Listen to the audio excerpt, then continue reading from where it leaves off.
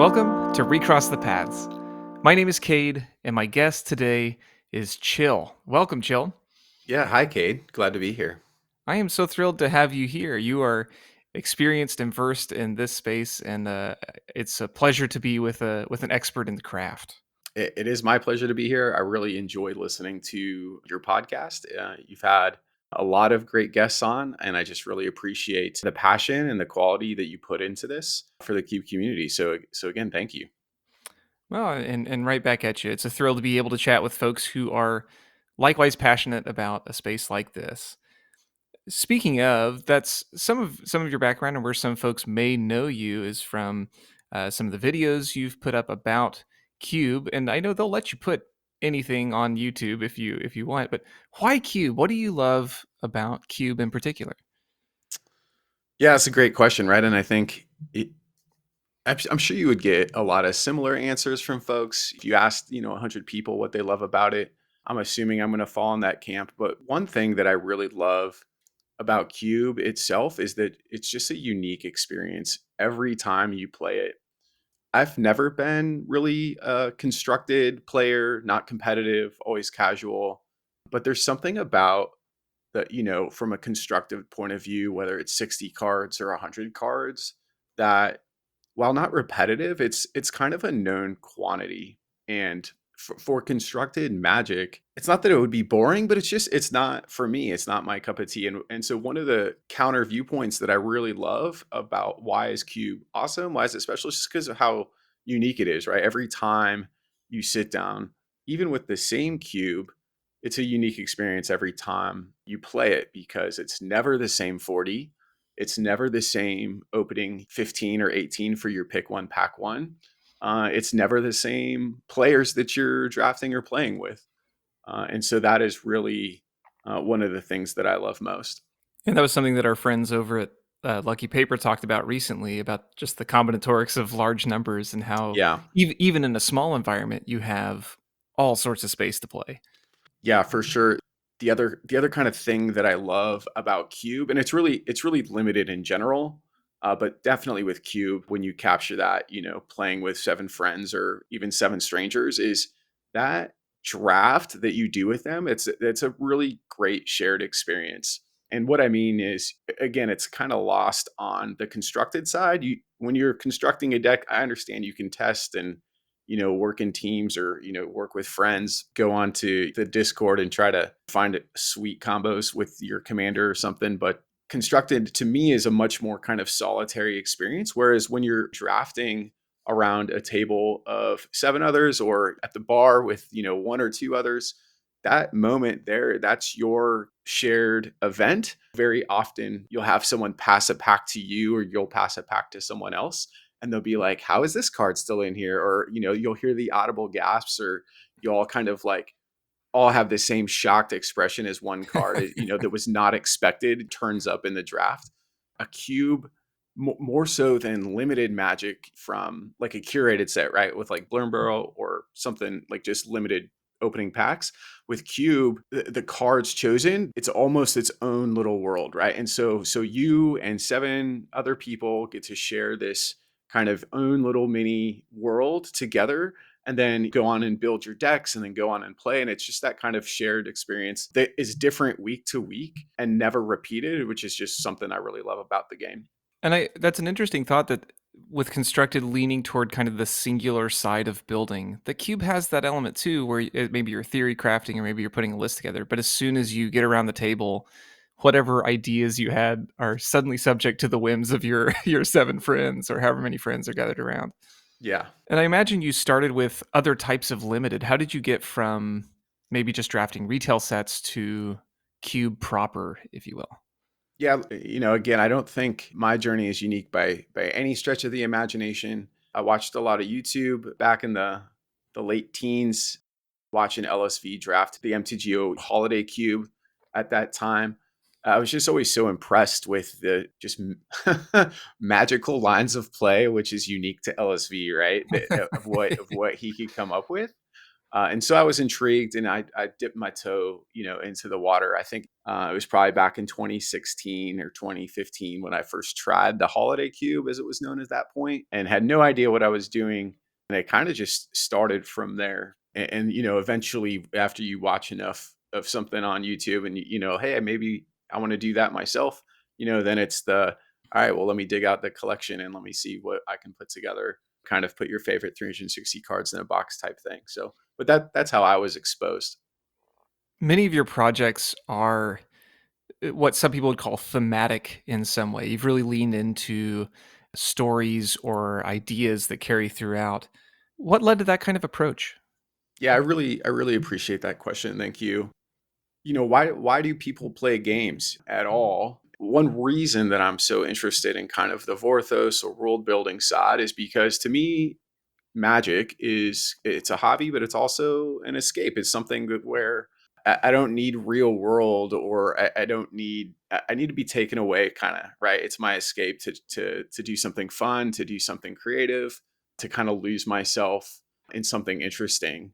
Hmm. And designing a cube or playing a cube that has specific focus on the thematic elements, or really the world building, really just like if I'm going to spend time out of my day playing this game, I want to go, I kind of want to dive in head first, and I want to be enveloped in something that is fun and interesting and thematic. Like I want to be a part of the story. I want to be in that world. Granted, cube is unique, and there's all sorts of different cubes, and even just playing magic is fun, even if it's not a thematic based set or cube.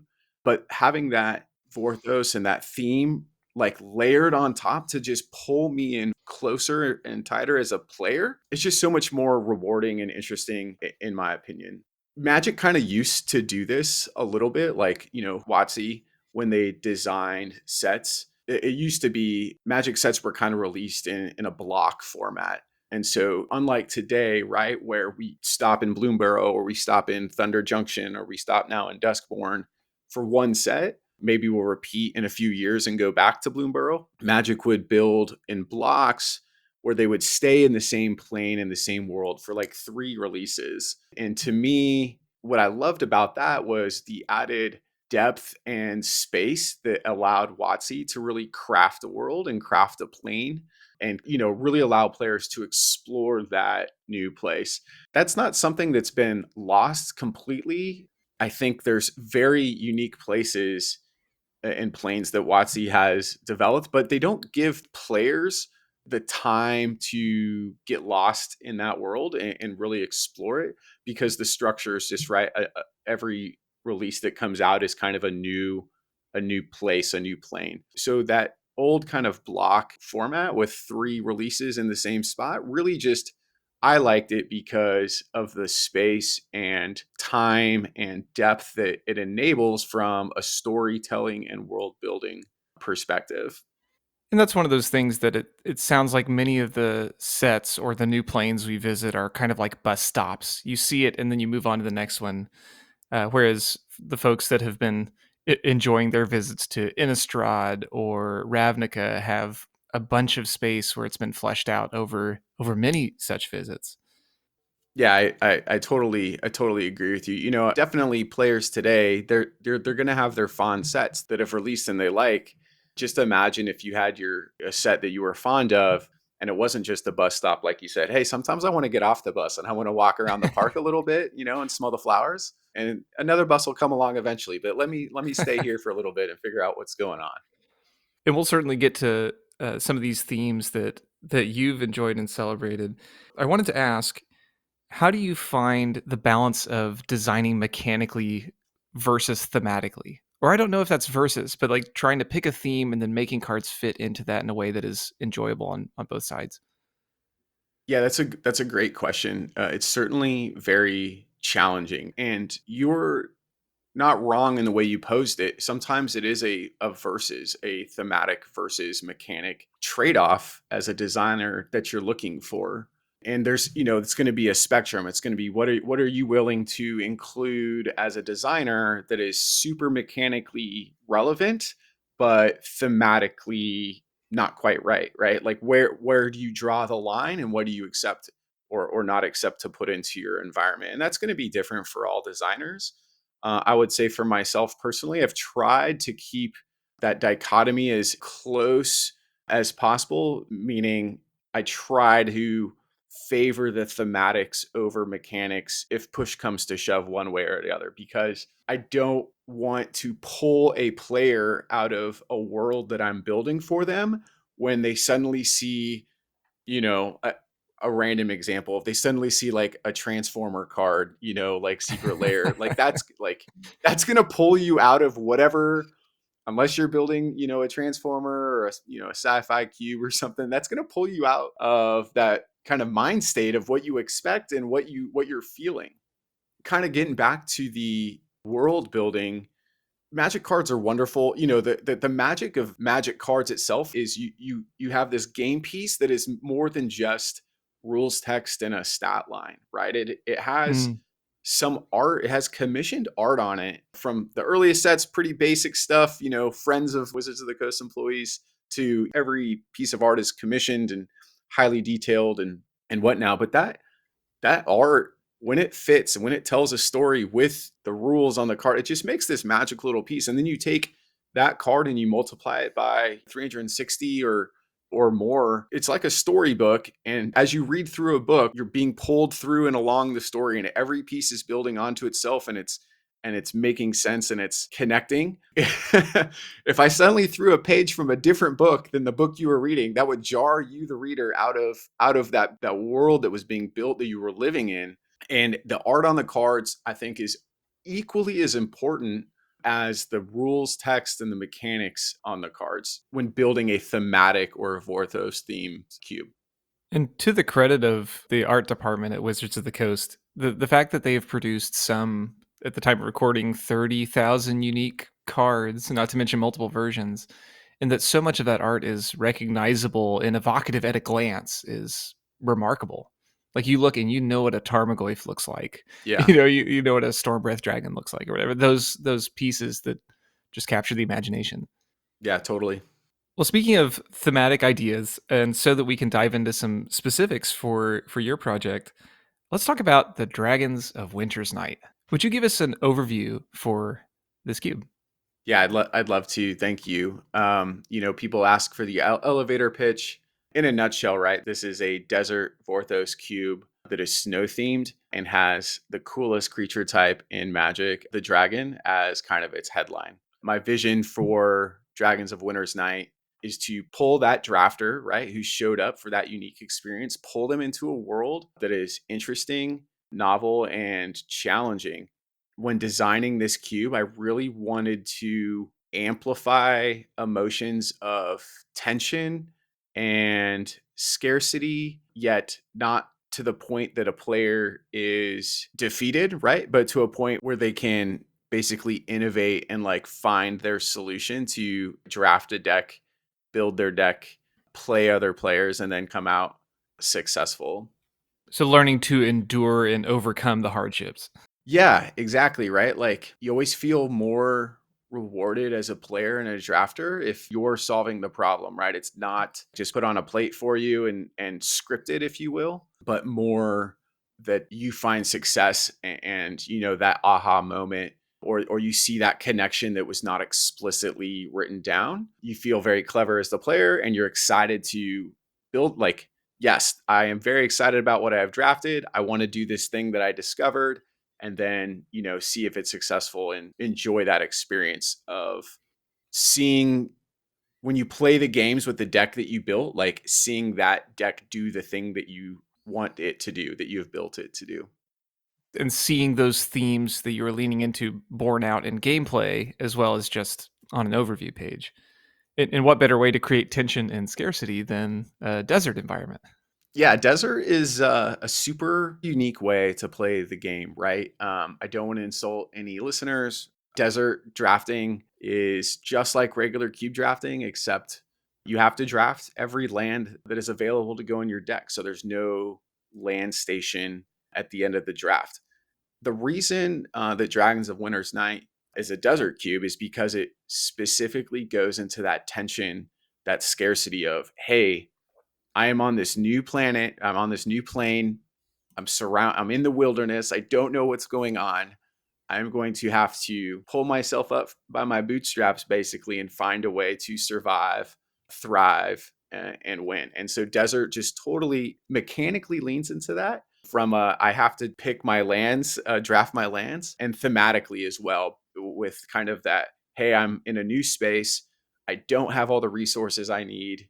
I need to find shelter, find food, and find a way to be successful. And Desert enables that. I first learned about desert cubes at KubeCon 2022, actually. Your friend, our mutual acquaintance, Austin Bones, he had the Amankar Desert Cube at KubeCon in 2022. I did not play that cube because, one, when I was there, I did not know what a desert cube was. Right? Yeah. And when someone told me, I was like, that's very scary. But being at KubeCon 2022, that was a first cube event for folks to really kind of see a lot of new ideas in person. And I can tell you from being there, there was a buzz, there was an energy about Austin's Amankar Cube and how fun it was and how interesting it was to draft. So that was my first clue into, okay, what's this thing called desert drafting? And so it piqued my interest, and I explored it from there. And then the following year at KubeCon, it wasn't just Austin's Amankar Cube. There was multiple desert cubes there, some in the event, some just there as an open play on the side events. And I found myself really enjoying those cubes and some of the designers that really leaned into the thematic portion of desert cubes as well. For a designer to build a desert cube, I feel it's very important as to like why. Why do you want this cube to be drafted in this very non-standard way? What are you trying to accomplish? And so to me, does Desert Cube really make sense from a thematics point of view in telling a story or evoking a feeling among the players? So one of the cubes that does this really well, you've already interviewed this gentleman, is Nick and his Desert Rose Cube, which he had at KubeCon in open play last year in 2023, right?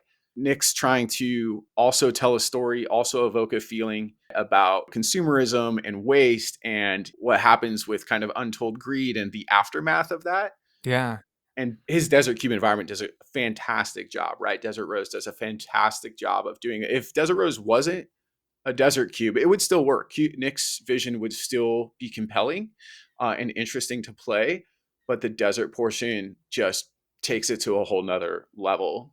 Another example, also at KubeCon last year, but in the main event, was Parker Lamascus is Pulp Nouveau Cube.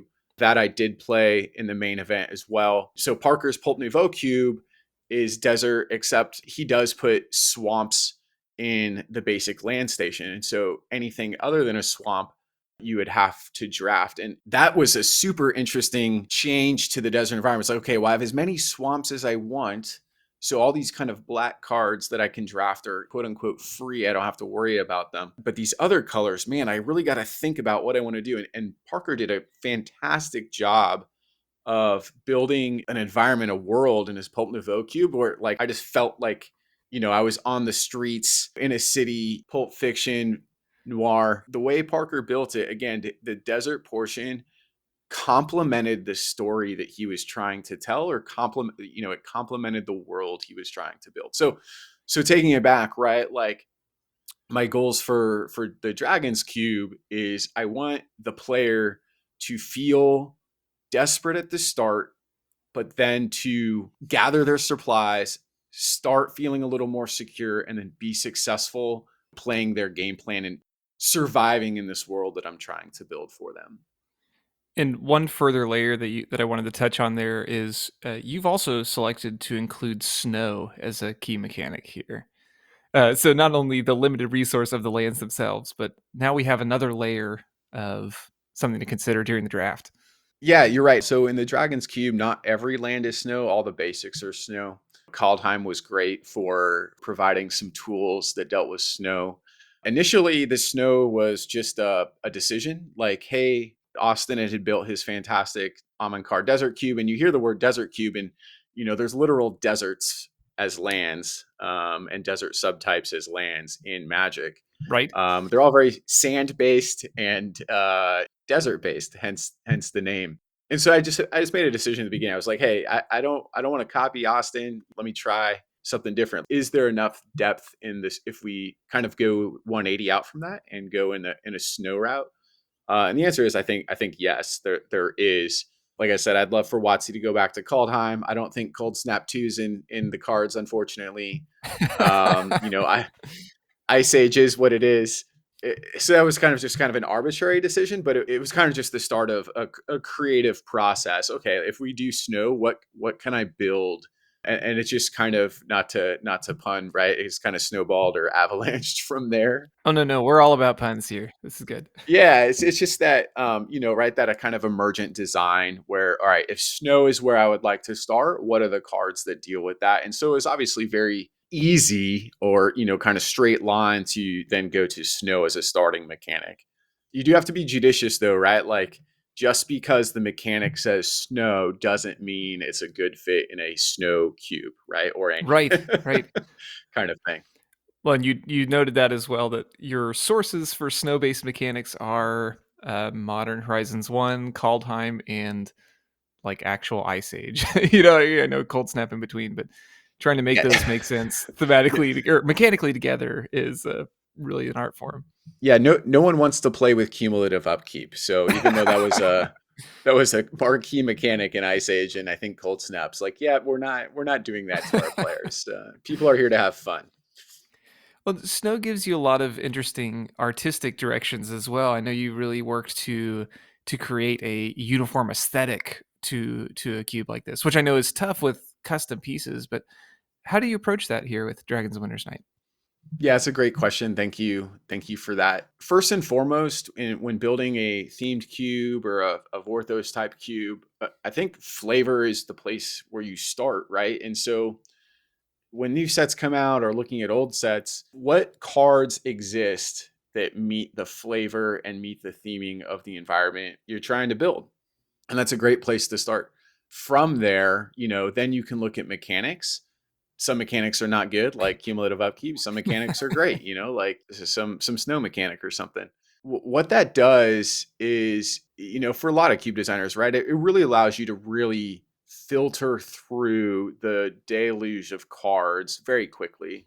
For example, Duskmorn just released, the last week or whatever. I have looked at precisely 0 Duskmorn cards. Not that I haven't looked at and seen the spoilers or whatever, but it's very clear when, for me as the designer thinking about the Dragon's Cube, Duskmorn, I don't have to look at Duskmorn at all. There could be a perfect mechanical card in Duskmorn for my cube, and I still would not put it in to the cube box for dragons. And it all goes back to not trying to rip, or pull the drafter and the player out of this thematic world that I'm trying to build for them. Can we tease it a little bit? Of course we can, but so kind of like high horror or horror genre is not going to fit into the world that I'm trying to build.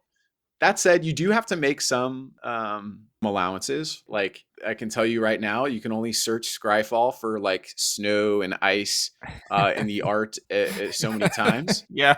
Um, so you do have to make some allowances, and that does kind of breed, the whole breeding creativity thing. But it does kind of force you is okay if everything can't be snow, well, what kind of makes sense? What other themes am I seeing? One of the call outs that I kind of kept seeing a lot with some snow cards was just zombies. There was a lot of zombies with snow. I don't know why, Right. but it's like, okay, so now I can kind of explore that. Maybe zombies can be a fit in my world. Does it make sense in the world that I'm building? Like it can. I understand that, okay, Chill says he's putting zombies in his Dragon's Cube, but he doesn't want to look at Duskborn? No, not at all. I don't need people crawling out of a TV. There are no TVs in Dragons of Winter's Night. So You so mean you don't have a neon windbreaker to help protect you against the cold? Yeah, no. So again, right? Like you start with flavor that allows you to filter down, but where necessary, you can start to make some allowances. as long as it doesn't just break the world you're trying to build. The other thing that I'll add, which is a decision I really am glad I made at the beginning of this cube, is how you where you set the power level matters for sure. In a MTGO vintage style cube, right, or the terms peaks of power, when you play with the strongest cards or have a cube that plays the strongest cards in Magic's history, you're very limited in your card pool. So one of the decisions that I made at the very beginning of building this cube is it's like, hey, I don't want to play at the peaks of power. What power level do I want to play at? And one metric that I've used is I've kind of just set removal at 3 mana in the cube. And what that does is it greatly increases, right? That base of cards that, the probably more than that, the 26,000 cards that no one looks at on Scryfall because they're not at the peaks of power, right? It opens that up to go dive in and find cards that do fit now, because I'm not trying to make a cube balanced around like Swords to Plowshares or something like that, right? Right. So that lower power environment, one, it provides, a different experience. There's lots of cubes now that are not peaks of power, so that's not really a new thing. But it really opens up, as a designer, so much extra space to find cards that both fit thematically and now also are appropriate power level to be included. And something I wanted to ask about this environment in particular, does it feel like dragons are the scariest thing you can be drafting? Yeah, that's a great question. Thank you. Yeah, it should, right? Like if I had a friend, he's like, "Yeah, chill. I think you should add more dragons to your dragons cube." I was like, "Fair point." So after that, I put some gold dragons in. So this cube originally just started in terms of what's the cool thing someone wants to do, was the mythic dragons from Adventures of Forgotten Realms and the elder dragons from, what is this set? Not from Legends, we're from Yeah. Yeah, no one's playing Nicol Bolas. Yeah, so to that point exactly, right? If you want someone to play a dragon, it's got to be pretty good, and it's got to feel powerful. If I want dragons to be cool in this cube, I don't want someone, like I said, I don't want someone just removing the dragon that came down on the board and is super cool and like Swords to Plowshares and it's gone. Like, right? Like that's going to be a super Right. feel bad for this person who's trying to do the cool thing and just can't. But yeah, so are dragons successful? I think so. Like the dragons are pretty good based on the power that removal is kind of set around 3 mana. Obviously, there's other strategies for sure that work well. But to all the Timmies out there that want to just cast their 7 mana dragon and do something cool, I think you can. I do one thing I do love about the Elder Dragons specifically is they all have you roll a d20, and Yes. rolling dice is incredibly fun. It's high variance, and it's just that another layer of excitement added to that match that you're playing. Yeah, so like besides dragons, one of the other goals I had with this cube is to really support emergent synergy. I don't just want you to be like, oh, here's the pick a headliner dragon, and like that's the only thing that you can do. And that's just that, yep, I drafted all the dragons, I win. Hey, more power to you. If you can draft dragons and win, go for it. But I also wanted to reward players to again get back to that feeling of like crafting for their survival, finding the resource and be like, oh, okay, I've got this, look what I found over here. I got this cool rope and now I found this rock and now I've built a spike trap kind of thing. I wanted to reward players who could kind of assemble a deck that was synergistic and enabled them to do something cool and win, right? And have it be competitive. Synergy is a tough thing to kind of put your finger on. I think all cube designers are looking to have cross pollination between their mechanical themes and not just kind of be on rails with either just only signpost cards or whatnot. I don't know if I've solved it. I don't think I have. I'm always looking to try to find cards that better interrelate across multiple archetypes to kind of help players craft those cool ideas.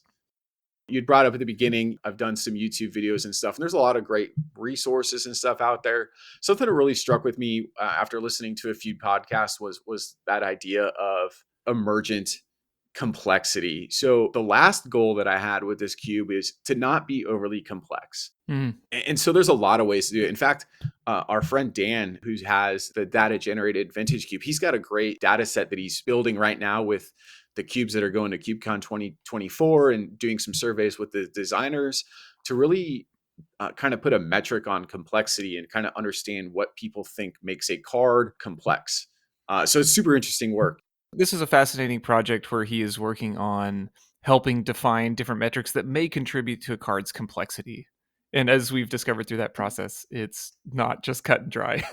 Yeah, it's not cut and dry, right? So like again, there's no wrong answer. It's kind of one of those things like you know it when you see it. I know a card is complex when I see it, but I've really tried to take tangible actions to lower the complexity, the overt complexity of this cube. And when I say overt complexity, not really doing word counts, but like how complex is each card, how many unique tokens are being made, how many unique mechanics are actually in the cube, to try to lower that as much as possible because just like I really don't like reading a novel on a card, especially if it's a new card, if I've never seen it before, which, you know, if you're playing new cubes, you see a lot of new cards. And I don't want players to feel exhausted just reading the packs as they go by. Um, but kind of eschewing overt complexity on the cards and trying to build in that emergent complexity where you have individual cards working with each other to do something new and novel. One of the other inspirations for this cube in terms of the archetypes, which I've kind of gotten away from now, was Caleb Gannon. And Caleb Gannon has some great articles and an audio on his thoughts on emergent complexity. That really resonated with me, and it's something that I try to emulate here. Just because, again, why? Well, okay, there's nothing wrong with having complex cards, but for me specifically, trying to limit overt complexity and build in emergent complexity, it feeds into that narrative of the experience I want the player to have. Again, this cube, when you sit down at the table, I want you to feel like you have just been, you've like woken up from a dream. You're laying in a snowbank surrounded by forest, and you're like, how did I get here? And what am I going to do next? Right. And from the desert aspect of having to draft all your lands as resources to the emergent complexity aspect of, okay, I have these individual building blocks. What can I do with this as a player to survive in this new world that I've found myself in? To your point then of, and there's some dragons flying around and they're pretty cool. It just feeds into that experience of being lost, surviving, and then kind of being successful and thriving that I want each player to walk away with when they're done playing this cube. You mentioned reading a novel in a different context, but I think we may be remiss to not acknowledge some of the inspiration here. Because if you search Dragons of Winter's Night, as much as we would like for your cube to be the first result, so where does this come from? Yeah, of course. Dragon Lance, a series is a series of novels, mostly written right by the authors Margaret Weiss and Tracy Hickman. Growing up as a kid, going to the library, finding these books, I always loved finding a book series, right? Because then the story wasn't over after just a single book. And Dragon Lance has that in spades. There's so many novels, but kind of the core seasonal novels in the Dragonlance series was kind of not the inspiration that built this cube, but after I had started going down this road of snow and I want dragons to do things, it was a very natural, like, okay, there's this book series that I love as well. Is there anything from this book series that I feel like, can help me in world building just from an ideas perspective? So yeah, I haven't read the books for a long time. They're very young adult fiction, science fiction, but they still hold this feeling of like magic and mystery to me. I very much, I don't think connected is the right word because he's a weird character. And there's a lot of people that say his name different. So I'll say it the way I say it, but there's a character in these books called Rasslin. He's a mage. That was my favorite character as a kid for sure, as this cool mage with these hourglass eyes, just super powerful, doesn't get along with his brother, but needs his brother because Rasslin is very frail as a mage and his brother is very strong. They're twins. It's part of the storyline. It's an excellent example, in my opinion, of just great world building. Someplace where you can lose yourself as a reader and then go back and connect with your characters some more and find something new in the world. So from that perspective, that's kind of my inspiration for how I want this cube to be received is, hey, there's this cool Dragons of Winter's Night cube. I love that, I love the dragons that are in there, some of the characters. I want to stay in this world for as long as possible. You know what? Let's shuffle it up, right? And let's desert draft again. And let me see if I can survive in a new way with some new, a different type of synergy or mechanic or whatnot.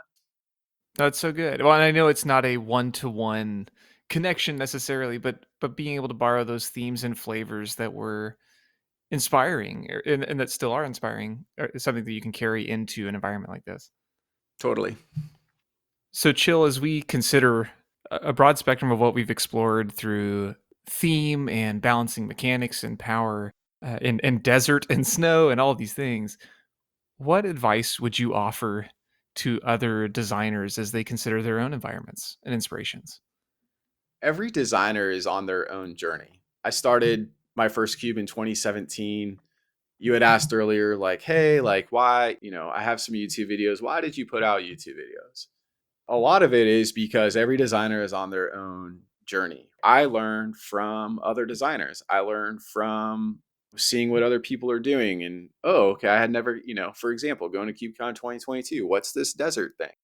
So one of the reasons, that I did put out videos was just as that other resource to just kind of help designers consider, just have them consider new things that maybe they hadn't considered before when building their environments. So from that point of view, my advice, every designer is on their own journey. They're going to be at a different place on that journey. And so I don't have specific advice for a designer. What I can offer though, and I think this is another reason I love Cube, and it's super cliche, so you'll have to forgive me, but the Cube community is not vitriolic, in my opinion. The Cube community is welcoming. The Cube community is diverse, or at least as diverse as Magic is, right? Which we understand is not as diverse as it should be.